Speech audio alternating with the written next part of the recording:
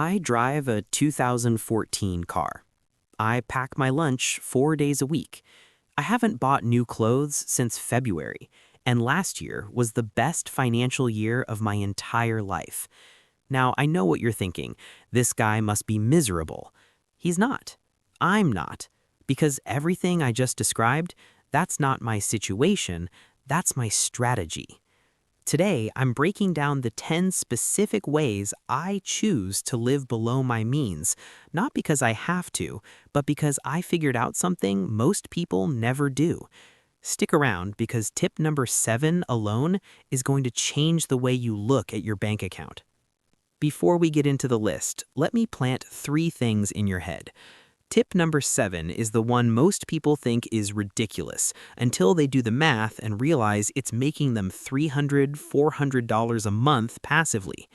Tip number 3 is going to feel uncomfortable. It was for me the first time I heard it.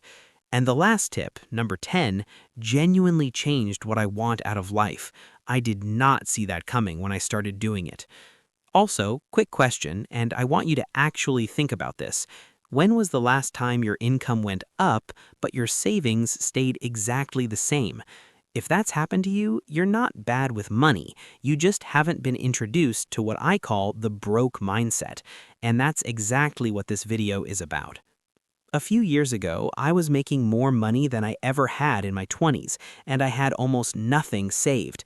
Not because the money wasn't coming in, because every single time it did, I found new ways to spend it. New apartment, better car, nicer restaurants, little upgrades everywhere that each felt completely reasonable on their own. And then I hit this moment. I'll tell you exactly what it was later in the video, where I looked at my bank account and realized the number hadn't really moved in 2 years. 2 years of working hard, getting raises, picking up extra income, and the number was basically the same. That's when I started doing everything I'm about to show you, and within 18 months, I had saved more than I had in the entire 5 years before that combined. So these aren't theories. Every single one of these is something I actually do. Let's get into it. Number 1, I stopped lifestyle creeping. Every raise I got, every time a client paid me more, every time income went up, I kept my expenses exactly where they were. Not forever, but I created a rule for myself. Any new income has to sit for 90 days before I'm allowed to spend it on anything lifestyle related. Here's why that matters. The average American gets a 3 to 4% raise every year. If you immediately upgrade your life to match it, nicer apartment, newer car, better everything, you will literally never get ahead. You're on a treadmill that speeds up every year but never moves you forward. The 90-day rule breaks the automatic connection between earning more and spending more. That gap, that's where wealth is built. Number 2, I am never the person with the nicest version of anything. Not the newest phone, not the nicest car, not the best apartment in the building. Never top of the line. I call this being deliberately mid, and I know that sounds like a self-roast, but hear me out. The nicest version of anything costs you a premium that almost never equals the actual value difference. The newest iPhone costs $400 more than a model that is 2 years old and functionally identical for 95% of what you do on it. The luxury apartment costs $700 more per month than the very nice apartment 3 blocks away. When you add up every category where you're paying the premium, phone, car, apartment, clothes, food, you are often spending $1,500 to $2,000 a month extra just to have the nicest version of things. That's $18,000 to $24,000 a year. That's a life-changing investment, going every year into stuff you'll replace anyway. Number 3. And I told you this one would feel uncomfortable. I deliberately practice being uncomfortable with money on a regular basis. What I mean is, once a month, I do something that tests my impulse control around spending. I'll go to a store I like and walk around without buying anything. I'll see something I want online and add it to a wish list instead of buying it, and then I wait 30 days. 70% of the time, I don't even want it anymore. I'll go out with friends somewhere expensive and order water and the cheapest thing on the menu, not because I can't afford it, but because I want to practice being okay with it. This sounds extreme, but here's what it builds: the ability to want something and not act on it. That skill is worth more than any budgeting app, because the reason most people overspend isn't that they don't know they're overspending, it's that they've never trained themselves to sit with the urge and let it pass. Number 4, I don't rely on a budget. I have a spending identity. A budget is external. It's a rule you follow. An identity is internal. It's who you are. There's a huge difference between "I can't afford that" and "that's not how I spend money." One feels like poverty, the other feels like power. I've built a very clear picture in my head of what kind of spender I am. I spend generously on experiences with people I care about. I spend on things that directly improve my health or my ability to work. I don't spend on status. I don't spend to impress people. I don't buy things I need to store or maintain. Once that identity is solid, you don't need to check a spreadsheet every time you're about to buy something. You just know whether it fits or it doesn't, and that makes the whole thing automatic instead of exhausting. Here's a number I want you to sit with for a second. The average American household spends over $1,400 a month on things that aren't housing, food, transportation, or healthcare. That's discretionary. That's choice spending. $1,400 a month. $16,800 a year. Now imagine if even half of that was redirected. Keep going. Number 5, I made savings automatic and invisible. The day my income hits my account, a set amount immediately moves to a separate savings account at a completely different bank, one with no debit card, no app on my phone, and a 2-day transfer delay to get the money back. Out of sight is out of mind, and out of mind is out of spending. I did not build savings discipline through willpower. I built it through friction. I made it harder to spend the money I wanted to save than just to leave it where it was. Start with whatever you can, even $50 a paycheck. The amount matters less than the habit. Once you've lived without that money for 3 months, you stop factoring it into your available balance. It simply doesn't exist as spending money anymore. And quietly, consistently, it builds. Number 6, every 6 months, I cancel every single subscription I have and restart only the ones I actively missed. Every one. And this is actually connected to that moment I mentioned at the beginning, the one where I looked at my bank account and couldn't figure out where 2 years of income had gone. When I finally sat down and listed every recurring charge, I found $340 a month going out the door to things I had either forgotten about or hadn't used in months. A gym I hadn't visited since January, a software tool I switched away from, 3 streaming platforms I rotated through and kept forgetting to cancel.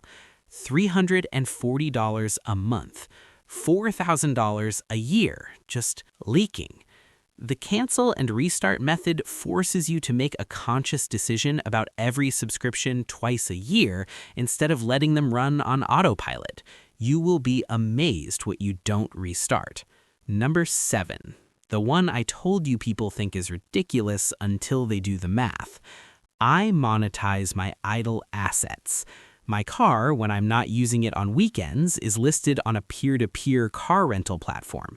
My spare room, 4 or 5 times a year when I travel, is on a short-term rental platform.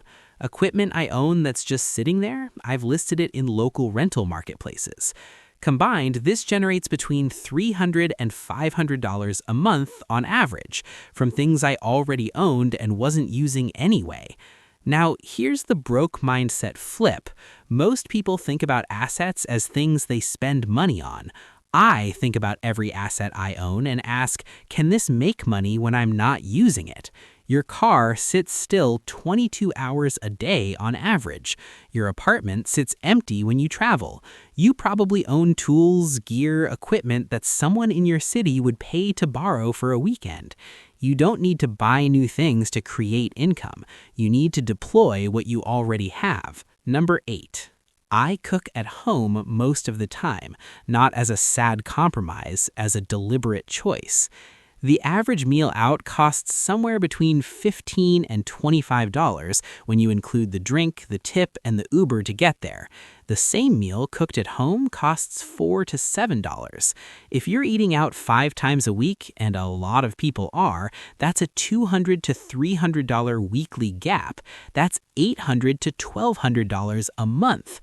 I'm not saying never eat out. I eat out. I love eating out, but I treat it as an occasion, not a default. When eating in is your normal and eating out is your treat, the math flips completely. And the food you cook at home is almost always healthier, which saves you money on the healthcare end too. The savings compound in multiple directions. If this is hitting, subscribe. I post every week on actually building financial stability without making your life feel smaller. I don't want you to miss the next one. Back to the list. Number 9. I stopped spending money as an emotional response. Bored? Don't buy something. Stressed? Don't buy something. Celebrated something? Don't automatically buy something. Someone hurt your feelings? Definitely don't buy something.